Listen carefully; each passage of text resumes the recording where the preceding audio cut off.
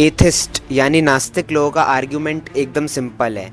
जो दिखता नहीं, जो प्रूव नहीं है, वो एग्जिस्ट भी नहीं करता। आजकल 15, 16, 17 साल के लड़के आते हैं और अपने आप को कूल, अपने आप को एजुकेटेड, अपने आप को एक्स्ट्रा ऑर्डिनरी दिखाने के चक्कर में ये ज़रूर बोलते हैं कि भगवान तो होते ही नहीं है। देखिए, जितने भी नास्तिक लोग हैं उनका बस एक ही आर्ग्यूमेंट रहता है, जो चीज़ दिखती नहीं वो आखिर हो कैसे सकती है। ज़रा सी साइंस पढ़ के ये लोग ये बात बोल रहे हैं, लेकिन जो साइंस के फादर थे, जो क्वांटम साइंस के फादर थे, मैक्स प्लैंक, क्वांटम फिजिक्स के फादर मैक्स प्लैंक ने ये बात कही थी कि धर्म और विज्ञान दोनों को ईश्वर में विश्वास चाहिए। विश्वासियों के लिए वो शुरुआत है और फिजिसिस्ट के लिए एक अंतिम सत्य। और ये बात आजकल का कोई आम इंसान नहीं बोल रहा, ये वो बोल रहे हैं जिन्होंने क्वांटम मैकेनिक्स की नींव रखी थी। चलो आओ मैं तुम सबको एक कहानी सुनाता हूँ। एक माँ के गर्भ में दो बच्चे होते हैं, दो जुड़वा। एक का नाम रखते हैं चीनी और एक का नाम रखते हैं नमक। अब एक दिन क्या होता है कि नमक चीनी से पूछता है कि क्या इस गर्भ के बाहर भी कुछ है। तो चीनी बहुत ही ज़्यादा उत्साहित हो जाता है, बहुत ही ज़्यादा एक्साइटेड हो जाता है और बोलता है कि हाँ भाई बिल्कुल होगा, इस गर्भ के बाहर बिल्कुल होगा, हम इतने से थोड़ी रहेंगे बस। लेकिन नमक कहता है कि तू एकदम पागल है, तू एकदम नॉनसेंस बातें करता है, यही तो है हमारी लाइफ, हमें जो दिख रहा है वही तो हमारी लाइफ है। चीनी कहता है ये कैसे पॉसिबल है। तो फिर नमक, जो कि हमारा ज्ञानी इंसान है, वो कहता है कि भाई ये देख, हमारे आसपास देख कितनी सारी ट्यूब्स लगी हैं, ये प्लेसेंटा है, ये है, ये वो है, और यहाँ से हमारा खाना आता है, ये हमारा पूरा एनवायरनमेंट बना हुआ है, इससे बाहर थोड़ी कुछ है। फिर चीनी कहता है यार ऐसे थोड़ी हो सकता है, क्या पता ये जो हमारा मुंह है इससे हम कुछ खा सकें, कुछ पी सके। तो फिर नमक उस पर कहता है कि अरे नहीं भाई, तू फिर ऐसी बातें कर रहा है, ऐसा थोड़ी हो सकता है, क्या पता हम मुंह खोलें, मुंह में पानी चला जाए, हम मर जाएं। नमक कहता है कि हम लोग ऐसे बने ही नहीं है कि हम मुंह खोल के पानी पी सकें, खाना खा सकें या चल सकें। लेकिन चीनी फिर भी कहता है कि यार कुछ तो होगा।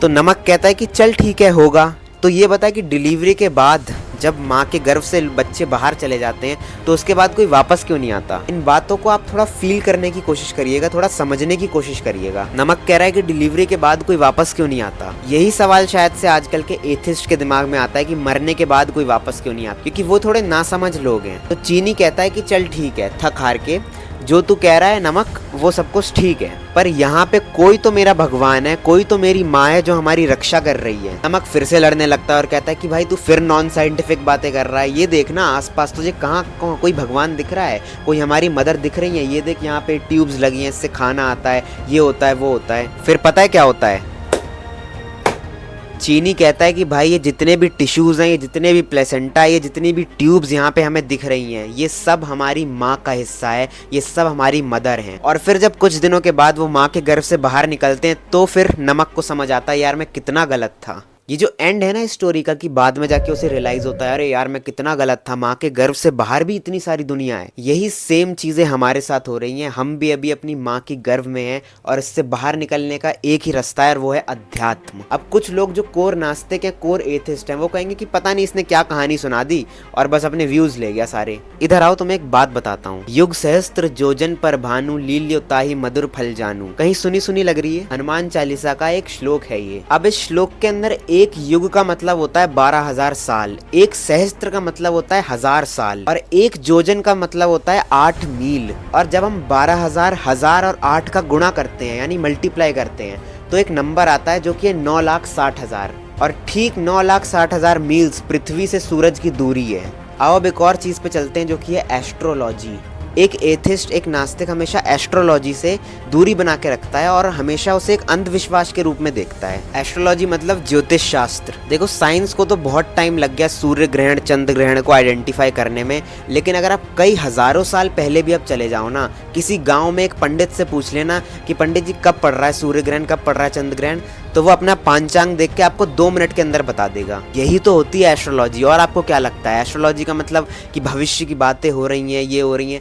It is a science. लेकिन अब फिर भी कुछ लोगों का ना एक आर्ग्यूमेंट रहेगा कि अगर भगवान है तो हम सबके अंदर इस जगत में हमेशा दुख ही दुख क्यों रहता है। अगर भगवान है तो फिर वो तो सारे अपराध रोक सकते हैं, सारी की सारी चीज़ें कंट्रोल कर सकते हैं, सब कुछ बस अच्छा अच्छा कर सकते हैं। आप लोग ये तो ज़रूर सोचते होंगे कि किसी को बहुत कम मेहनत में बहुत कुछ मिल जाता है, और जहाँ पे दूसरी जगह कोई सालों साल अपने आप को रगड़ता है तब जाके उसे कोई छोटी सी चीज़ प्राप्त होती है। अब इसे हम कोई कोइंसिडेंस या फिर कोई ऐसी घटना तो कह नहीं सकते कि भाई ये तो रैंडम रैंडम है, ये तो ऐसी है, ये तो अब ऐसा कैसे हो रहा है? क्योंकि नास्तिक लोग अगर ये कहते हैं कि लक का फैक्टर होता है, लक यानी भाग्य का फैक्टर होता है, तो फिर तो ये चीज़ बहुत गलत हो गई। एक जगह आप कह रहे हो कि भगवान नहीं होते और दूसरी जगह आप इस दुनिया को इतना इतना ज़्यादा डाइवर्स कर रहे हो कि कोई इतना लकी है, कोई इतना अनलकी है। आप कुछ भी मतलब ये तो बहुत इलॉजिकल सी बात नहीं हो गई? भगवत गीता में भगवान श्री कृष्ण कहते हैं गुहाना कर्मानो गति ही। इसका मतलब कर्मों की गति बहुत ही ज़्यादा गहरी होती है। 3 तरीके के कर्म होते हैं, संचित, प्रारब्ध और क्रियामान। वैसे तो अगर मैं इन्हें एक्सप्लेन करूंगा तो वीडियो बहुत ही ज़्यादा लंबी हो जाएगी, लेकिन मैं आपको एक चीज़ बता रहा हूँ कि हमारी लाइफ की एक एक चीज़ हमारे इन 3 कर्मों पे टिकी हुई है। इस जीवन में सबसे ज़्यादा रोल प्ले करता है हमारा प्रारब्ध। इसकी एक बहुत अलग साइंस है जो कि बहुत ही ज़्यादा लॉजिकल है। इस पर हम किसी और वीडियो में बात करेंगे। लेकिन अभी आप ये समझ लीजिए कि यही वो रीज़न है जिसकी वजह से एक ही टाइम पे एक गरीब घर में एक बच्चा पैदा होता है और एक ही टाइम पे एक अमीर घर में भी बच्चा पैदा होता है। अब इन दोनों में इतना ज़्यादा डिफरेंस क्यों है? ये क्या कोई भाग्य है, कोई लक है? कह सकते हो, लेकिन उस तरीके से नहीं जिस तरीके से नास्तिक लोग सोचते हैं कि यार ये सब तो ऐसी रैंडम है, सबके पास अपनी अपनी खुली छूट है, जिसको जो करना है करे। नहीं, वैसे भी यार अपने कॉमन सेंस से कहो कि साइंस ये तो प्रूफ कर चुकी है कि ये यूनिवर्स कैसे बना था, बिग बैंग थ्योरी से। लेकिन बिग बैंग थ्योरी से पहले क्या था?